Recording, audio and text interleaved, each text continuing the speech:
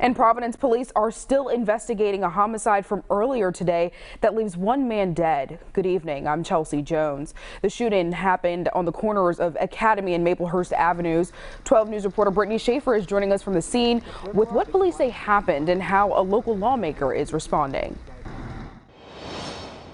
Well, police tell me the 19-year-old died hours later at the hospital. They say he was sitting in his car here when he was shot at. The victim then drove into this minivan and caused minor damage. Major David LePayton tells me it appears the victim was targeted.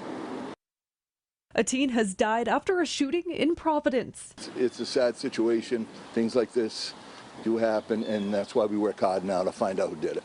Major David LePayton says the victim was transported to Rhode Island Hospital with serious injuries, where he died hours later. The shooting happened just before 2 p.m. Investigators blocked off this driveway with tape for several hours. 12 News cameras captured a red sedan in the middle of the crime scene with rear end and front end damage. LePayton tells me it's where the 19-year-old was sitting when he was shot at multiple times.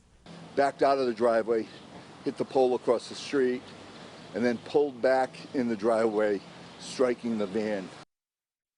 LePayton says the victim was alone in the vehicle at the time of the shooting. The car was later towed away. The incident leaving Providence State Representative Marcia Ranglin-Vassell heartbroken. Just sadness. Not again. The District 5 rep and Providence public school teacher tells me this has happened to far too many of her former students and change needs to happen. Gun violence is caused by structural poverty. Young people are losing hope. We really need to make sure that these young people know that there's hope and we're there for them.